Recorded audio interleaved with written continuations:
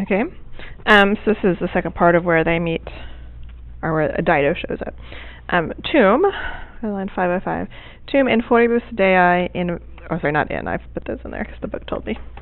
Tum foribus Dei media testudine templi saepta armis, soloque altae subnixa recedet. So of all of this, if we're looking at just our regular sentence is recedet. Everything else is a little bit extra to tell us more about it. Then, foribus Dei, sort of within the doors of the goddess. Let me find the right page of the book. All right. There. So, like in the entrances of the goddess, which just means in the temple, is what that means. In the middle of the vault of the temple. So this is describing where she is. She's in the temple. Remember in Latin we say like in the middle vault to say in the middle of the vault. So media really describes testudine, but we don't use a genitive in Latin. We use just the adjective in the middle vault, which means in the middle of the vault of the temple. Testudo also means turtle. So, or a dome, you could say, in the middle of the dome of the temple, so right underneath the center is the idea. Saepta armis. Saepta describes Dido. It's nominative. And we just saw the word saeptus to describe Aeneas. He was surrounded in a cloud, and now Dido surrounded armis with weapons, which just means she's surrounded by armed men. Solioque altae subnixa. Subnixa means resting on, and it takes an ablative, and so solio altae is ablative. So resting on a sort of tall throne, she sits down. So the only thing that is a really our verb is she sits down. The line before in 505, foribus Dei is ablative genitive, and then media testudine templi is ablative genitive. So we have a little A-B, interlocked word order, or synecdoche.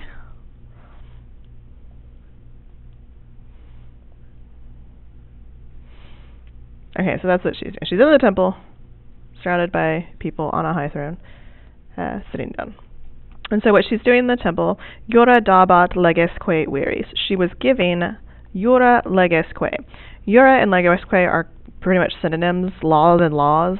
So you have to pick another word. I picked regulations, laws and regulations. You can look in the book to see a lot of different things. Decrees, justice. Okay. And who is she giving it to? Viris. Whenever you see a dabat, you expect to see a dative. You have to give something to someone. So to the men. She's giving these things to the men. Operumque laborem partibus aequabat justis. She is aequabating, she's equalizing the operumque laborum. Operum and laborum are synonyms as well, work and work. So you're going to have to come up with another way to say that, like work and the tasks, work and hardship, jobs, work and jobs. She's equalizing them partibus justis into fair parts.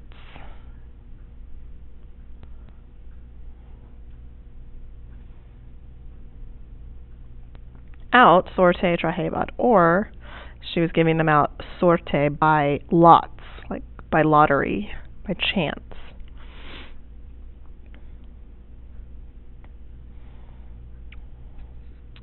Cum subito, suddenly, oh, that's a great part in the story, when suddenly something happens. Cum subito Aeneas concursu accedere magno antheae sergestumque videt fortum cloanthum. Trucrorumque alios. Oh, this is great. When suddenly Aeneas, and then our verb is videt, he sees, And this introduces an indirect statement. Our subject's accusative, our verb is infinitive. So we have these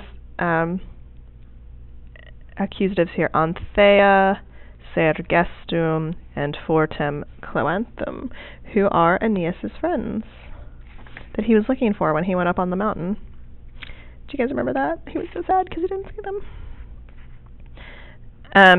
Antheia is the accusative of this guy's name, Antheus, because he's got a weird name.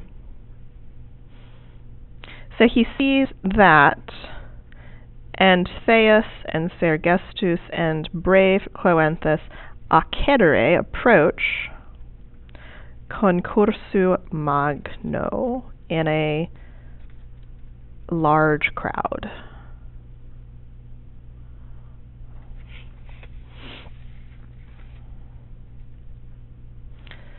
Tu crorum quae alios.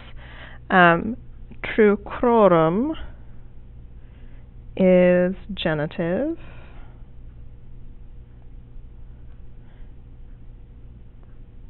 And it goes with alias. It's one of those parstices. And others of the Trojans. Quos, whom ater aequore turbo dispulerat penitusque alios avexerat oras. Whom ater turbo is your nominative, aequore is ablative, and dispulerat is a pluperfect verb. Whom a dark storm had scattered, like to dispel, kind of dispulerat. It goes dispello, dispellere, dispuli, dispulsus. Whom a dark storm had scattered aequores, with the sea, or on the sea, you could say. Penitus, we've seen 2 or 3, 4 times, penitus. It means deeply or wholly, and wholly, like completely,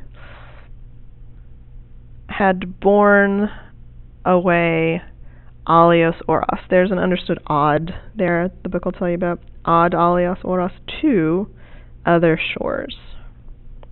So whom the storm had dispersed, had scattered, and had carried away completely to other shores.